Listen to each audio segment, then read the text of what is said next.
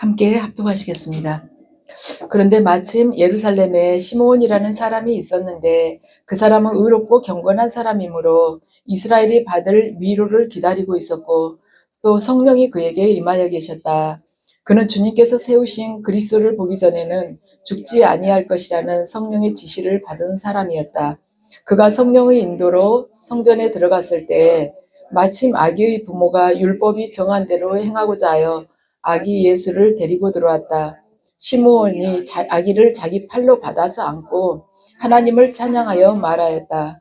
주님, 이제 주님께서는 주님의 말씀을 따라 이 종을 세상에서 평안히 떠나가게 해주십니다. 내 눈이 주님의 구원을 보았습니다. 주님께서 이것을 모든 백성 앞에 마련하셨으니 이는 이방 사람들에게는 계시하시는 빛이요 주님의 백성 이스라엘에게는 영광입니다.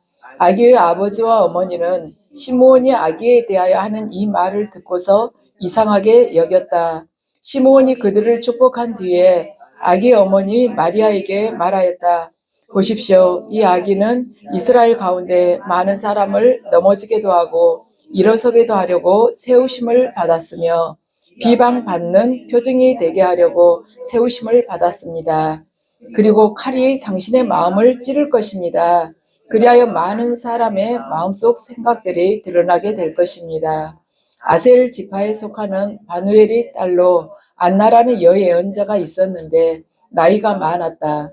그는 처녀 시절을 끝내고 7해를 남편과 함께 살고 과부가 되어서 84살이 되도록 성전을 떠나지 않고 밤낮으로 금식과 기도로 하나님을 섬겨왔다. 바로 이때에 그가 다가서서 하나님께 감사를 드리고 예루살렘의 구원을 기다리는 모든 사람에게 이 아기에 대하여 말을 하였다. 아멘. 이번 주 수요일에 11시에 예배가 있습니다. 여러분들 참석해 주시고요. 성탄 예배가 있습니다. 그리고 성경 통독방 이렇게 운영해 주시고 섬겨주시는 김희영 집사님 위해서 여러분들 중보기도 부탁드립니다. 우리가 생각하기에는 이렇게 잠깐 올린 것 같지만 일주일에 한 번씩 올리는 거 별로 힘들지 않을 것 같지만 올리시는 입장에 있어서는 굉장히 많이 공부를 하고 참고 자료며 기도하고 그렇게 올리시거든요. 그래서 영육간에 강건할 수 있도록 그리고 하나님께서 계속 지혜 부어주시라고 여러분들 중보기도 부탁드립니다. 오늘은 대림 넷째 주일입니다. 그래서 마음으로 기다립니다라는 제목을 가지고 말씀을 전하겠습니다. 우리가 누군가를 기다리고 있을 때요, 어디 가서 커피숍이나 가서 기다리고 있을 때 먼저 가서 기다리는 경우 문이 열릴 때마다 쳐다봐지죠. 지금 들어오나 하고 그러면서 우리가 기다린다고 하면 어때요? 좀 수동적인 느낌이 들잖아요. 가만히 있으면서 저쪽에서 와주는 그런 기다린다 그렇게 생각할 수 있지만은 사실은 우리가 누군가의 그 약속을 먼저 가서 기다리고 있을 때 상대방이 들어오나 안 들어오나 하고 계속해서 문 쪽을 바라보고 있을 때는 수동적인 것이 아니라 실은 우리가 능동적인 기다림이라고 볼 수가 있죠. 왜냐하면 기다리면서 계속 마음이 그 사람을 향해서 가는 거예요. 그 사람에 대해서 생각을 하게 되고 우리가 예수님에 대해서 기다릴 때도 예수님에 대해서 계속 생각을 하면서 계속 그분 가까이에 가는 것이죠. 그래서 수동적인 기다림이 아니고 우리의 기다림이 능동적인 것이라는 것입니다. 기독교 지금 대림절인데요. 대림 마지막 주일입니다. 기독교의 절기는 뭐냐면 그 절기를 지내는 그 목적이 하나님을 기억하고 또 하나님의 그 리듬에 우리의 삶의 리듬을 이렇게 맞추는 거예요. 그래서 기독교의 절기는 뭐냐면 우리가 무엇을 한다, 우리가 무언가를 기다린다, 우리가 뭔가를 기뻐한다 하면서 우리가 하는 것이 아니라 예수님께서 오시고 또 지금 다시 우리들에게 예수님께서 초림 때 오시고 다시 매 일상에서 또 예수님께서 오시고 또한 창조가 완성되는 그 마지막 때 예수님께서 재림하시는 거 그것을 기념하는 것이 바로 기독교의 절기입니다. 그래서 예수님의 초림을 오셨던 예수님이라고 한다면 지금 성만찬이나 아니면 일상에서 기도하면서 아니면 신앙생활하면서 아니면 성경을 읽을 때 우리에게 말씀해 주시는 이 예수님은 오신 예수님 그리고 하나님께서 그 창조에 대한 그 말한 모든 사역을 완성할 때 그때 예수님은 재림 예수님이라고 합니다. 그래서 우리는 이 예수님 이 세 번의 오심을 중심으로 해서 지금 신앙생활을 하고 있는 것입니다. 그래서 오늘 본문을 보면은요, 메시아를 기다리고 있었던 시므온과 안나의 이야기가 등장을 합니다. 함께 읽으시겠습니다. 자, 25절에서 27절입니다. 그런데 마침 예루살렘에 시므온이라는 사람이 있었는데 그 사람은 의롭고 경건한 사람이므로 이스라엘이 받을 위로를 기다리고 있었고 또 성령이 그에게 임하여 계셨다. 그는 주님께서 세우신 그리스도를 보기 전에는 죽지 아니할 것이라는 성령의 지시를 받은 사람이었다. 그가 성령의 인도로 성전에 들어갔을 때 마침 아기의 부모가 율법이 정한 대로 행하고자 하여 아기 예수를 데리고 들어왔다. 아멘. 시므온은 의롭고 경건한 사람이었다는 것입니다. 그래서 이 성경에서 말씀하고 있는 이 의롭다는 것은요, 말하자면 폭력배들이 서로 뭐 의리를 지킨다 이런 인간 사이에서의 그런 의롭다는 의미가 아니라 하나님과의 바른 관계를 가지고 있다는 거예요. 그러니까 의롭다, 경건하다는 하나님과의 관계 안에서 바른 관계가 현재 이루어져 있다는 것입니다. 그래서 그 바른 관계를 이루기 위해서는 하나님께서 말씀하신 율법이나 규례를 잘 지키면서 이 시므온이 살고 있었다는 것이에요. 자, 의롭다는 말이 성경에 여러 번 등장을 합니다. 여러분 지금 말씀 올라와 있죠. 함께 읽으시겠습니다. 자, 누가복음 1장 6절 말씀입니다.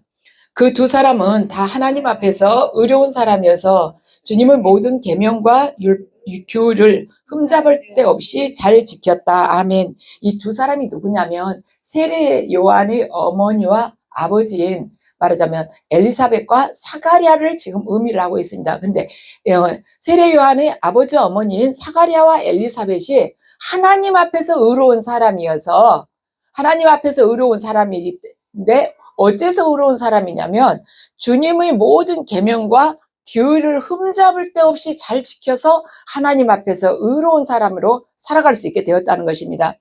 그 다음에요, 누가복음 23장 50절에서 51절 말씀입니다. 함께 읽으시겠습니다. 요셉이라는 사람이 있었는데 그는 공의의 의원이고 착하고 의로운 사람이었다. 이 사람은 의회의 결정과 처사에 찬성하지 않았다. 그는 유대 사람의 고을 아르마대 출신으로 하나님의 나라를 기다리는 사람이었다. 아멘. 이 사람이 지금 아리마대 사람 요셉을 의미하고 있죠. 근데 요셉이 예수님께서 십자가에서 돌아가셨을 때 그 시신을 끌어내려서 자기가 쓰려고 해놓은 그 새 무덤에다가 예수님을 안치를 했습니다. 요셉이 가서 빌라도한테 예수님을 내려달라고 대담하게 이야기했다고 성경은 그렇게 기록이 되어 있어요. 대담할 수밖에 없는 것이죠. 공의의 의원이라는 것은 사내들인 공의의 의원이었다는 것입니다. 의원 자격을 박탈당할 것을 각오를 하고 요셉이 나갔다는 것입니다.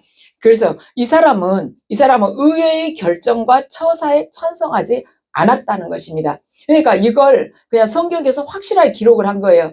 그러니까 말하자면 요셉이라는 사람은 은밀하게 숨어서 예수님을 섬기는 사람, 믿는 사람이 아니라 그냥 잘못된 것은 예수님에 대해서 잘못 판단하고 결정을 내리려고 하면은 그 자리에서 찬성하지 않고 자기의 그 뜻을 정확하게 밝혔다는 것입니다. 그러니까 자신의 그 직책이나 사회적인 명성 같은 것을 정말 하나의 종이장처럼 그렇게 여기면서 예수 그리스도께 온 마음을, 온 존재를 다 내드린 그런 사람이었다는 것입니다. 그런데 그가 어떤 사람이었냐면 하나님께서는 착하고 의로운 사람이었다고 평가하고 있습니다.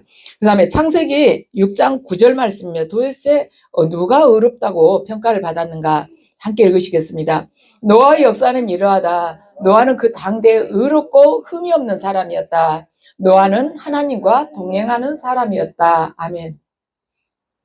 우리는 노아가 어떤 부분에서 의로웠는지 삶 속에서는 구체적으로 알지는 못해요. 그렇지만 노아가 120년 동안 방주를 지었다는 걸 보면은 우리한테 12년만 방주를 지으라 해도 얼마나 힘들겠습니까? 그런데 그 사람들이 그 비난을 받고 120년 동안 지을 때 얼마나 그 동네에서 왕따를 당했겠습니까? 그것도 산 위에서 짓고 있는데, 방주를 바닷가에서 짓는 것도 아니고 산 위에서 지을 때 얼마나 많은 사람들로부터 손가락질을 당하고 모멸감을 당했겠습니까? 그런데 그럼에도 불구하고 사람을 두려워하지 않고 하나님을 두려워하면서 하나님의 말씀에 순종하면서 살았다는 것입니다. 그래서 노아가 하나님으로부터 의롭다, 그는 하나님과 동행하는 자라는 이러한 평가를 받을 수가 있었습니다. 그래서 우리는요, 의롭고 경건하려고 애쓰는 사람이 아닌 것입니다. 예수 그리스도를 사랑하기 때문에 율법을 지키는 거예요. 말씀에 순종하는 것입니다. 우리가 스스로가 의롭고 경건해지려고 하면 우리는 율법주의자가 될 수도 있고, 바리새인 같은 사람이 될 수가 있어요. 맞아, 종교인이 될 수가 있습니다. 그렇지만 우리는 종교인이 아니에요. 예수 그리스도를 인격적으로 만나고 그분과의 교제 안에서 서로 동행하기를 원하는 사람들인 것입니다. 우리가 주님의 말씀을 준행하려고 하는 것은 주님을 사랑하기 때문에 그분이 말씀대로 살려고 하는 것이죠. 주님을 우리도 육적으로도 그렇지 않습니까? 부모님을 사랑하면 어때요? 부모님께서 무엇을 원하시는지는 우리 각자가 알고 있습니다. 원하시는 걸 부모님이 말씀하시기 전에 하고 싶잖아요. 부모님 마음 기쁘게 해드리고 싶잖아요. 근데 우리가 하나님께는 참 인색한 부분들이 있어요, 보면. 자, 요한복음 14장 15절 말씀 함께 읽으시겠습니다. 너희가 나를 사랑하면 내 계명을 지킬 것이다. 아멘. 우리가 예수 그리스도를 사랑하면 예수 그리스도께서 우리에게 주신 말씀을 지킨다는 것입니다. 그래서 역으로 생각해 보면 예수 그리스도의 그 하나님의 말씀을 지키지 않는다는 것은 하나님을 사랑하지 않는 것이다. 사랑하지 않기 때문에 말씀을 지키지 않는 것이다. 말씀이신 예수 그리스도를 사랑하지 않기 때문에, 예수 그리스도를 사랑하지 않기 때문에 그 말씀 자체이신 예수 그리스도를 사랑하지 않기 때문에 말씀을 안 지킨다는 것입니다. 그래서 하나님의 말씀에 순종하는 것이 경건하고 의로운 것이지, 교회를 자주 온다거나 자주 많이 왔다 해서 경건하고 의로워지는 거 아니고, 기도를 하루에 몇 시간씩 7시간씩 계속 한다거나 해서 경건하고 의로워진 것이 아니라는 것입니다. 기도라고 하면은 정말 우리 멀리 갈 것도 없이 3000배, 우리 예전에 어떤 분 돌아가셨을 때 그랬죠. 3000배 하지 않으면 못 만난다고. 그래요. 우리 기독교보다 기도 더 많이 하는 종교들이 굉장히 많습니다. 굳이 멀리 갈 것도 없이 무속인들 보면 얼마나 기도를 많이 합니까? 무속인으로서 그 생활 오래 한 사람들은 되게 나이 들면 골병이 들잖아요. 찬물 깨뜨려가지고, 그 얼음 깨뜨려가지고 새벽 3시, 4시에 일어나가지고 목욕제기하고 그 공들인다고 빌고 이러면서 몸이 다 골병이 들지 않습니까? 근데 제가 아는 어떤 분이 계룡산에 있는 교회에서 이분이 수양회처럼 여름에 그걸 가진 거예요. 거기 참석을 했습니다. 그런데 여기서는 교회에서는 수양회 한다고 이제 예배드리고 기도하고 그러는데, 그 건너편에서는 100m나 떨어졌을까? 그쪽에서는 하루 종일 구슬하는 거예요. 계룡산에 그거 많잖아요. 말하자면 무속인들 하는 점집 같은 거 많지 않습니까? 근데 하루 종일 두들기고 점심때 잠깐 조용하더래요. 여기는 예배 드리면 한 1시간에서 1시간 반이면 끝나는데, 교회는 그렇게, 수양관에서는 그렇게 끝나는데 거기는 저녁까지 하더래요. 저녁까지. 그러니까 기도로 보자면 우리하고는 비교가 안 되는 것이죠. 거기가 이 무속인들 배출해내는 학교같이 그런. 그런데 그 사람들도 능력을 받으려면, 그 신에게 능력을 받으려면 엄청나게 노력을 많이 해야 되지 않습니까? 제가 오래전에 TV에서 봤어요. 그랬는데 뭐냐면, 지금은 택시 기사를 본인이 하고 있는데, 그 전에 이 무속인이 되어가지고 능력 받으려고 그 무속인들 양성하는 학교가 있대요. 1000만 원을 내고 그 훈련을 받았다고 그래요. 그랬는데 훈련은 다 끝났지만은 남은 거 점을 치러 가면 하나도 모르겠대요. 그러니까 그 사람들도 그렇게 열심히 노력을 하는 거예요. 근데 우리는 얼마나 좋습니까? 주님이 어디 성경책 어디에가 얼음장 위에 올라가서 기도하라고 그런 거 없잖아요.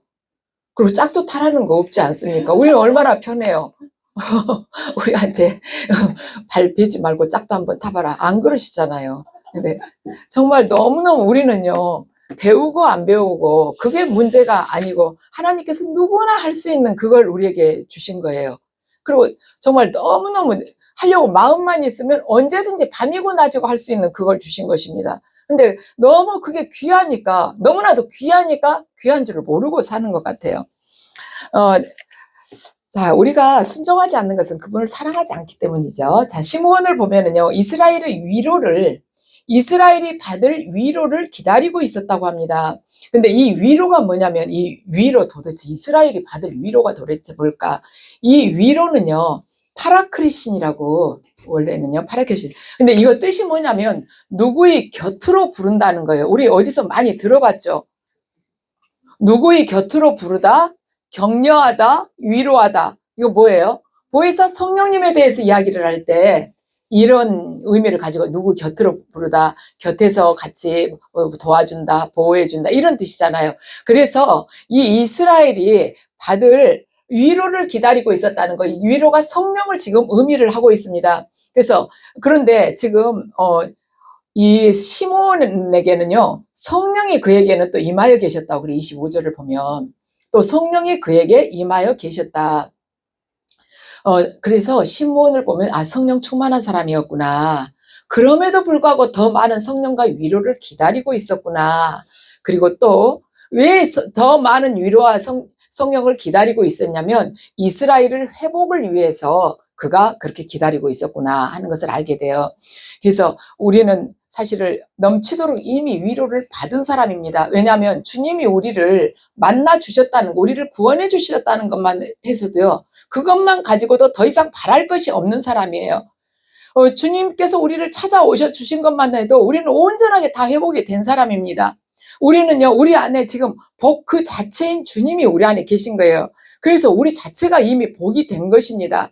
그런데 계속해서 주님 뭐 위로해 주세요, 복 주세요, 뭐 주세요, 이렇게 할 것이 아니라는 것입니다. 왜냐하면 우리가 이미 받은 복이 우리 안에서 차고 넘치기 때문에 이제는 이걸 우리가 누구에게 나누려고 생각을 해야 된다는 것이죠. 우리가 주님으로부터 받은 위로와 복이 우리에게서 넘치기 때문에 이제 그것을 다른 사람이 회복되도록 이걸 나누는 자로 이게 이제 바뀌어야 된다는 거예요. 마음의 방향이. 바로 이것이 그리스도인의 정체성이라는 것입니다. 그래서 우리는 목마른 사람이 아니에요. 복에 목마른 사람이 아니고 위로에 목마른 사람이 아닌 것입니다. 근데 우리가 계속해서 구걸하듯이 이것 주세요, 저것 주세요 하게 되면 세상은 절대로 변하지 않습니다. 우리가 하나님을 만났다면 이 위로가, 주님, 제가 받은 이 위로, 제가 받은 이 생명도 다른 사람에게 나눌 수 있도록 저를 인도해 주시옵소서. 저에게 지혜 주시옵고 저에게 능력을 주시옵소서 하고 그렇게 기도를 하는 것이 오히려 합당한 것입니다. 자, 요한복음 1장 9절에서 10절을 우리 함께 읽으시겠습니다. 자, 함께 읽으시죠. 시작. 참 빛이 있었다. 그 빛이 세상에 와서 모든 사람을 비추고 있었다. 그는 세상에 계셨다. 세상이 그로 말미암아 생겨났는데도 세상은 그를 알아보지 못하였다. 아멘. 참 빛이 있었는데 그 빛이 바로 예수 그리스도이시죠. 그분이 참 빛이라는 것입니다. 그런데 빛이 어때요? 보통 일반적인 빛은 동쪽에서 비추게 되면은 그림자가, 사물에, 이 빛이 비쳤는데도 사물에, 말하자면 부디 사물을 만나게 되면 통과하지 못하기 때문에 서쪽으로 이렇게 그림자가 생기게 되잖아요. 근데 이 빛은, 예수 그리스도 이분은, 이 빛은 무슨 까닭인지 온 사방 위아래 전부 다 비치는 그런 빛이라는 것입니다. 그래서 하늘나라에서는 밤도 낮이고 낮도 낮이라는 것이에요. 밤이 없다 그랬잖아요. 문을 잠그지 않는다 그랬잖아요. 항상 밝다는 것입니다. 왜냐하면 하나님의 영광이 가득하기 때문에, 그 영광 자체가 빛이기 때문에 밤이 없다는 것이에요. 그래서 이 빛은 어떤 빛이냐면은 그 빛이 세상에 와서 모든 사람을 비추고 있다고 그랬어요. 이 모든 사람을 비추고 있다는 것은 그 빛이 각 사람에게 다 비추고 있다는 것입니다. 그것은 뭐냐? 구원은 각 사람에게 임한다는 의미인 것입니다. 따라서 그 구원의 빛은 어떤 사각지대가 없다는 거예요. 모든 사람이라고 그랬죠. 여기 자, 모든 사람을 비추고 있다 그랬어요. 많은 사람을 비추고 있다고 하지 않고 모두 전부를 비추고 있다는 것입니다. 그래서 모든 사람에게 구원이 임할 수 있다는 것입니다. 그래서 그 구원의 빛은 어떤 사각지대, 그러니까 예외된 지대가 없다는 거. 그러니까 구원으로부터 예외된 사람은 없는데 다만 인간이 그 빛을 보지 못하고 또는 그 빛을 거부하기 때문에 구원의 길로 들어서지 않는다는 것입니다. 그래서 사도 바울은 참 빛의 속성이야말로 모든 인간이 거부하겠다는 그런 핑계를 댈 수 없는 그런 빛이라고. 나는 말하자면 저 빛에 대해서 몰라요 하고 핑계댈 수 없는 그런 빛이라는 것입니다. 나는 그 빛을 본 적이 없습니다 하고 말할 수가 없다는 거예요. 자, 로마서 1장 20절 말씀 함께 읽으시겠습니다. 로마서 1장 20절. 자, 이 세상 창조 때로부터 하나님의 보이지 않는 속성, 곧 그분의 영원하신 능력과 신성은 사람이 그 지으신 만물을 보고서 깨닫게 되어 있습니다. 그러므로 사람들은 핑계를 댈 수 없습니다. 아멘. 자연 계시를 통해서 믿지 않는 자들도 하나님의 살아계심을 알게끔 하나님께서 이 세상 창조 때부터 그것을 다 열어놓으셨다는 것입니다. 그래서 이 세상 타락한 인간의 말하자면 심성 때문에 그것이 보이지 않는 것이죠. 가려져 있다는 것이에요. 여러분들 이렇게 복음을 전하다 보면 그런 이야기 들을 수 있죠. 예수 그리스도 믿으시고 구원 받으세요. 그러면 어떤 분 간혹 그런 경우 있어요. 나는 나 외에는 아무도 믿지 않습니다. 그러시는 경우가 있습니다. 세상 속에서 얼마나 사람들로부터 불신을 느꼈으면, 저는 그런 이야기를 이렇게 듣고서 저분이 참 사람들로부터 많은 말하자면 불신감을 많이 느꼈나 보다. 그러니까 오로지 믿을 사람 나밖에 없다. 나 외에는 아무도 안 믿겠다. 이렇게 저분이 하셨구나. 참 이렇게 서글픈 그런 마음이 들어요. 또 어떤 분은 어제 제가 만나게 된 분인데, 예, 남녀 딱 두 분이 계셨어요. 그래서 제가 이걸 들으면서 예수 그리스도 믿으시고요. 구원 받으세요. 그랬더니 남자분은 그냥 딱 봤는데 여자분이 저 지옥 갈 거예요. 그러는 거예요. 그래서 제가 그 자리에서 안 돼요. 제가 그랬어요. 그랬더니 아니 그냥 지옥 갈 거예요. 그래서 우리 죽음 이후에 영원한 세계가 있는데 분명히 갈라지게 된다. 그런데 그러고는 얼굴이 딱 굳어져가지고 있어서 제가 이걸 들으면서 이 말씀을 읽고 가만히 묵상을 해보세요. 그래서 반드시 죽음 이후 영원한 세계, 누구도 피할 수 없는 그 세계가 있다고 제가 그랬거든요. 그랬더니 얼굴이 이제 조금 풀리는 거예요. 제가 이제 그걸 제가 오면서 뭔가가 이렇게 속에 화가 확 차 있는 것 같았어요, 그분이. 그러니까 그걸 어디다 폭발은 못하고 에이 그냥 나 지옥 갔으면 좋겠다. 인생 끝났으면 좋겠다. 그런 생각을 하지 않았는가. 삶이 너무 고단해서 그러지 않았는가 하는 생각이 들면서 참 생에 대한 분노, 세상에 대한 분노가 많구나. 그것 때문에 이렇게 하나님을 거부할 수가 있겠구나. 그런 생각이 들었어요. 그래서 저와 여러분이 이렇게 복음을 전한다는 것이 얼마나 중요한 일인지 모릅니다. 그런 분들 그대로 놔두면 그냥 지옥 입으로 시인을 하니 지옥을 안 가겠어요. 그런데 누군가가 주님 말씀을 전하면서 성령께서 함께 해주시길 기도하면서 그를 이렇게 설득을 시켰으면서 하나님의 말씀을 전할 때 조금씩 마음이 누그러지지 않겠어요. 뭐 한 번에 되지는 않겠지만 또 다른 분이 오셔가지고 또 전하고 하다 보면은 그 굳어진 마음이 서서히 녹아가면서 성령께서 때가 돼서 누군가를 통해서 또 역사하시면은 그분도 구원의 그 자리에 나오지 않겠습니까? 그래서 복음만이 그 단단해진 그 마음을 깨뜨릴 수가 있다는 것이죠. 인간이 그 빛을 알 수가 없을 만큼 타락한 존재가 되었기 때문에 그분께서 이 땅에 오셨지만 아무도 알지 못했을 뿐더러 자기 땅에 왔지만은 자기 백성들도 그분을 영접하지 않았다는 것입니다. 자, 이사야서 1장 2절 3절입니다. 함께 읽으시겠습니다. 하늘아 들어라, 땅아 귀를 기울여라. 주님께서 말씀하신다. 내가 자식이라고 기르고 키웠는데 그들이 나를 거역하였다. 소도 제 임자를 알고 나귀도 주인이 저를 어떻게 먹여 키우는지 알건만은 이스라엘은 알지 못하고 나의 백성은 깨닫지 못하는구나. 아멘. 그래요. 하나님께서 정말 자연 계시를 통해서 그렇게 알려주시고, 또한 이스라엘 백성 같은 경우는 자연 계시뿐만이 아니라 선지자를 통해서 얼마나 많은 말씀을 주셨습니까? 그런데도 이스라엘은 알지 못하고 내 백성은 깨닫지 못한다고. 내가 자식이라고 생각하면서 그렇게 말하자면 밤낮 없이 눈동자처럼 지켰지만 그들이 나를 거역했다는 것입니다. 그런데 그들 가운데 극소수의 사람이 예수님을 영접한 거예요. 바로 그것이, 그 영접을 우리는 신앙이라고 말을 하고 있습니다. 우리 찬양 중에 이제 받은 복을 세워봐라, 그 찬양이죠. 그 복이 얼마나 많습니까? 여러분들 기도할 때는 저 뭐 해주세요, 뭐 해주세요 막 그렇게 기도하지만 막상 받은 복을 세워보려고 하면 정말 너무너무 많지 않습니까? 그렇다면 복만 세고 있을 것이 아니라 그 복으로 우리가 누군가를 섬겨야 되지 않겠습니까? 우리 손을 펴가지고 누군가를 나누어야 하지 않겠습니까? 로마서 10장 15절 말씀 함께 읽으시겠습니다. 보내심을 받지 않았는데 어떻게 선포할 수 있겠습니까? 성경에 기록한 바 기쁜 소식을 전하는 이들이 발걸음이 얼마나 아름다우냐 한 것과 같습니다. 아멘. 그래요.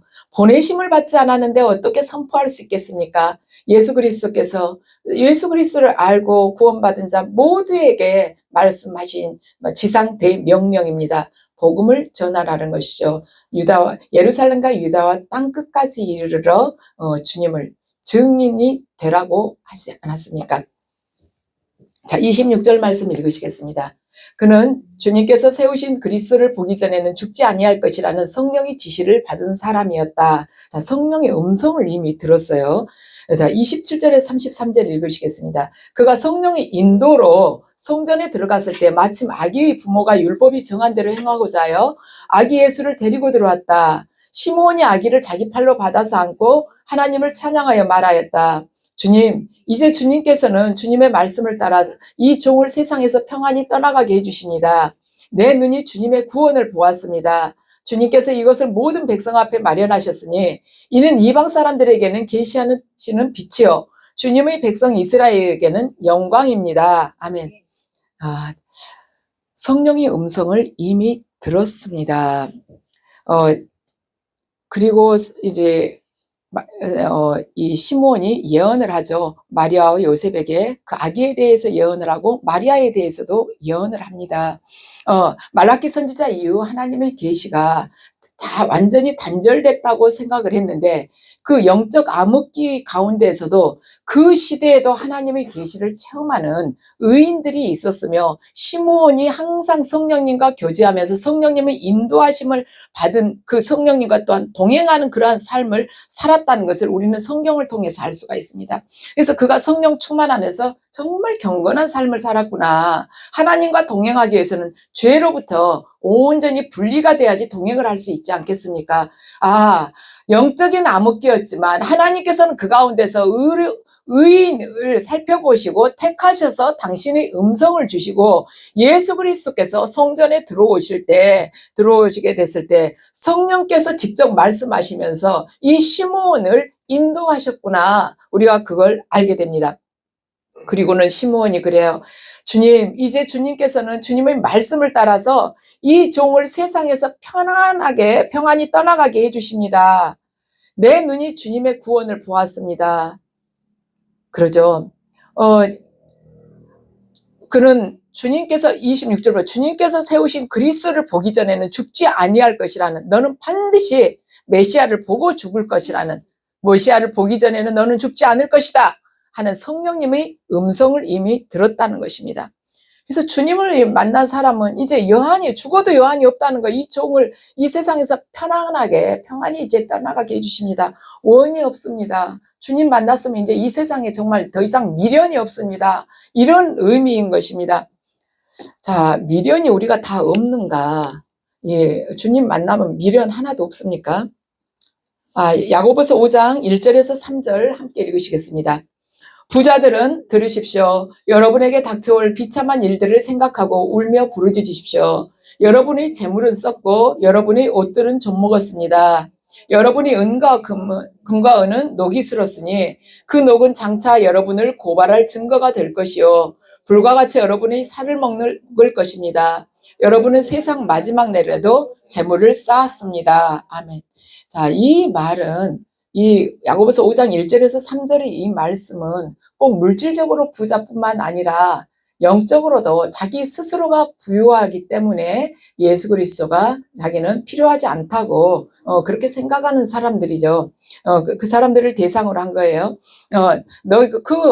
이 사람들한테 너희들 아무리 많이 땅에다 쌓아봐야 소용없다. 예수님께서 그러시죠. 제발 곳간 늘리지 말고 너희들이 그 보화를 하늘에 쌓아라. 경제가 불안해지면 어때요? 경제가 불안해지면 금값이 올라가죠. 금값이 올라갑니다. 전 세계적으로요. 왜 금값이 올라갈까? 금은 썩지 않으니까 금값이 올라가요. 어, 금을 사모은, 그런데 이 성경에는 그랬어요. 여러분들이 금과 은은 녹이 슬었으니 그 녹은 장차 여러분을 고발할 증거가 될 것이다. 금과 은이 녹이 슬었다는 것입니다. 우리 생각에는 절대 금은 썩지 않는다고, 녹이 슬지 않는다고 알고 있는데 이게 뭐냐? 금이 썩겠는가? 금을 사모으는 그 영혼이 썩는다는 것입니다. 금을 사서 모아놓는 그 영혼. 재물을 의지하다가 영혼이 골병드는 것을 모른다는 것이죠. 재물에 팔려가지고 자기 영혼은 사탄의 그 입속에 들어가 있다는 것을 모른다는 것입니다. 그래서 말세에 재물을 쌓겠는가? 인간은 처음부터 끝까지 재물을 쌓다가 죽습니다. 그래서 재물 쌓다가 재물에 깔려 죽은 사람이 허다해요. 재물 쌓다가 집안에서 싸움이 나가지고 그 집이 풍비박산되는 집안들이 허다합니다. 아버지 돌아가시고 나서 재물 때문에 싸워가지고 형제간에 평생 이제 죽을 때까지 등 돌리고 사는 사람들이 허다합니다. 그래서 재물이 무게를 무기지 못하고 그 영혼이며 온 집안이 풍지박산이 나버린다는 것이죠. 그래서 저와 여러분에게 지금 성경에서 주시는 이 교훈은 뭐냐면 재물에 의지하지 말라. 그런데도 왜 성경에서 분명히 재물에 의지하지 말아 했는데도 듣고 나면은 그걸 또 기도 제목으로 해가지고 막 열심히 기도하죠. 주시옵소서. 천장 뚫고 떨어뜨려 주시옵소서. 그런데 거기에 매달리게 되면은 그 재물을 원하는 우리 영혼이 반드시 녹이 슬고 썩는다는 것입니다. 자, 계시록 18장 17절 말씀을 보면은요. 그 많던 재물이 한순간에 잿더미가 되고 말았구나. 여러분 거기에는 없어요.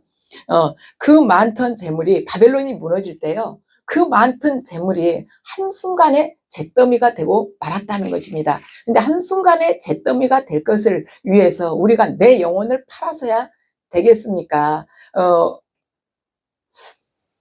그 괴테 파우스트를 보면 그게 나오죠. 자기가 원하는 걸 다 갖기 위해서 그 메피스토펠레스에게 자기 영혼을 파는 것이에요. 결국에는 파멸하게 되죠. 그 악의 세력이 그대로 두겠습니까? 악의 세력의 목적은 뭐냐면은 결국에는 사망인 거예요. 멸망시키기 위한 것입니다. 그런데 그 방법이 여러 가지가 있어요. 종착지는 멸망인데 병으로, 돈으로, 쾌락으로, 성공으로, 인기로 여러 가지를 주지만은 악이 주는 것은 결국에는 멸망이라는 것입니다. 그래서 우리가 하나님께서 나에게 뭔가를 주셨다 하면은 그걸 나누라고 나를 통로로 쓰려고 주신 것이지 나 혼자 누리라는 것이 아니에요. 구원도 그렇고 복도 그렇습니다. 위로도 그래요. 그래서 우리가 그 주신 의도를 잘 알아야지 우리가 부패하거나 타락하지 않는다는 것입니다. 그래요. 시므온이 예언을 합니다. 이는 이방 사람들에게는 계시하시는 빛이요. 그러니까 예수 그리스도를 말하는 것이죠. 주님의 백성 이스라엘에게는 영광입니다. 그러니까 양부 요셉과 어머니가 시므온이 아기에게 대하여 하는 이 말을 듣고 굉장히 이상하게 여겼는데 굉장히 위로가 많이 됐겠죠. 자, 34절 말씀 함께 읽으시겠습니다. 시므온이 그들을 축복한 뒤에 아기의 어머니 마리아에게 말하였다. 보십시오. 이 아기는 이스라엘 가운데 많은 사람을 넘어지게도 하고 일어서게도 하려고 세우심을 받았으며 비방받는 표징이 되게 하려고 세우심을 받았습니다. 아멘.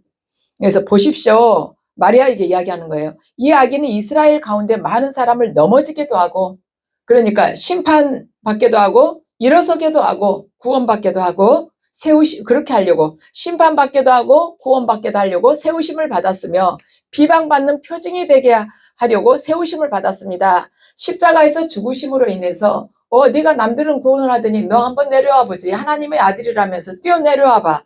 이런 비방, 그러한 것들을 받게 하려고 세우심을 받았다는 것입니다. 그래서 여기서 비방받는 표징은 바로 십자가를 의미하고 있습니다. 그리고 마리아에게 그 말을 해요. 그리고 칼이 당신의 마음을 찌를 것입니다.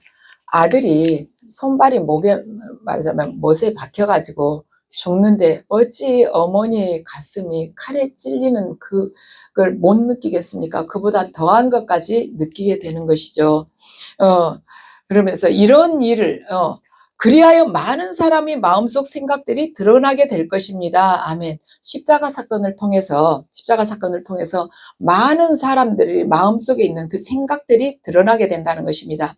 하나님은요, 회전하는 그림자도 없다고 말씀드렸습니다. 성경에 그렇게 기록되어 있죠. 왜냐? 그분은 온전한 빛이시기 때문에 그림자 자체가 없는 거예요. 그분께서 어떠한 것을 여러분에게 만약에 보여주신다 할지라도 특별한 경우 어떤 그 그림자를 통해서 뭔가 깨닫게 하시지 않는 이상은 그림자 자체도 없고 정말 그분의 능력이 무한하다는 것이 그분께서 어떤 환상을 보여주시는데도 이런 물체를 보여주셔도 저 뒤에가 뭐가 있는지 알게끔 그것까지 다 이렇게 해주시는 것 보면 그 에스겔에서 그 환상을 보면 우리 그런 거 알 수 있잖아요. 어떻게 인간의 이성으로는 이해할 수 없는데 우리의 이성을 그분은 이미 뛰어넘으신 분이신 것입니다. 그래서 성경 말씀을 우리가 그대로 믿어야 돼요. 그래서 그 주님의 빛 앞에서는 모든 죄가 드러난다는 것입니다. 자, 36절에서 40절 함께 읽으시겠습니다. 아셀 지파에 속하는 바누엘의 딸로 안나라는 예언자가 있었는데 나이가 많았다. 그는 처녀 시절을 끝내고 7해를 남편과 함께 살고 과부가 되어서 84살이 되도록 성전을 떠나지 않고 밤낮으로 금식과 기도로 하나님을 섬겨왔다. 바로 이때 그가 다가서서 하나님께 감사를 드리고 예루살렘의 구원을 기다리는 모든 사람에게 이 아기에 대하여 말하였다.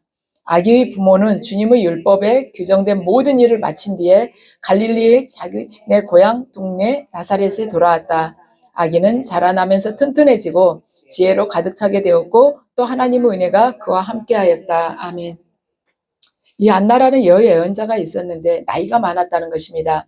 그는 처녀 시절을 끝내고 7해를 남편과 함께 살고 과부가 되어서 84살이 되도록 성전을 떠나지 않고 밤낮으로 금식과 기도로 하나님을 섬겨왔다. 요즘 말로는 청산 가부가 된 것이죠. 남편하고 딱 7년 살고 사별한 거예요. 그런데 금방 안나가 세상을 떠냐? 그게 아니고 84세까지 살았다는 것입니다. 이게 이제 두 가지 해석이 있는데 여기 동사 말하자면 여기 말하자면 성경 히브리어 때문에 그러는데요. 여기 원문 때문에 그러는데 84세를까지 살았다 하는 그러한 해석도 있고 남편 떠나고 나서 84년을 더 살았다 이렇게도 해석을 할 수가 있는 것입니다. 그러니까 이 본문을 봤을 때 안나가 혼자서 남편과 사별하고 나서 정말 경건한 생활을 했구나. 금식과 기도로 계속 하나님을 섬겨왔구나 했는데 이것이 금식과 기도도 한두 번 한 것이 아니라 이 동사를 보면 꾸준히 계속 해왔다는 것입니다. 근데 하나님께서 그에게 이렇게 말씀을 주신 것이죠. 하나님께서 여예언자라고 했잖아요. 하나님하고 이렇게 인격적인 교제를 하면서 살았다는 것입니다. 그래서 안나는 육체는 쇠퇴했지만 영적인 감수성은 아주 깊고 하나님과 교제하면서 하나님의 그 진정한 그 참 생명력이 분명히 넘쳤을 걸로 믿습니다. 안나가 한 것이 딱 두 가지예요. 무엇을 했냐면은 하나님께 주님을 직접 대면한 것에 대해서 감사했다는 것입니다. 그러죠. 바로 이때 그가 다가서서 하나님께 감사드리고 예루살렘의 구원을 기다리는 모든 사람에게 이 아기에 대해서 말을 했다는 거예요. 안나가 예수 그리스도를 보고 나서 대면하고 나서 한 게 두 가지예요. 하나는 하나님께 감사드리고 하나는 예루살렘의 구원을 기다리는 모든 사람에게 아기에 대해서 전했다는 것입니다. 바로 이것이 우리가 해야 할 일인 것이에요. 우리는 주님을 기다립니다. 대림절이기 때문에 대림절 이 기간 동안 회개하면서 주님을 기다리죠. 그런데 어떤 마음으로 기다리는가? 넘치도록 구원을 주시고 복을 주시고 위로해 주신 그분께 감사하고 또한 그분을 전하기 위한 많은 이들에게 전하기 위한 그 마음을 가지면서 그분을 기다려야 된다는 것입니다. 지금 이 안나와 시므온이 오늘 본문에 이렇게 등장을 했죠. 그런데 이 사람들이 원하고 있는 것이 딱 똑같아요.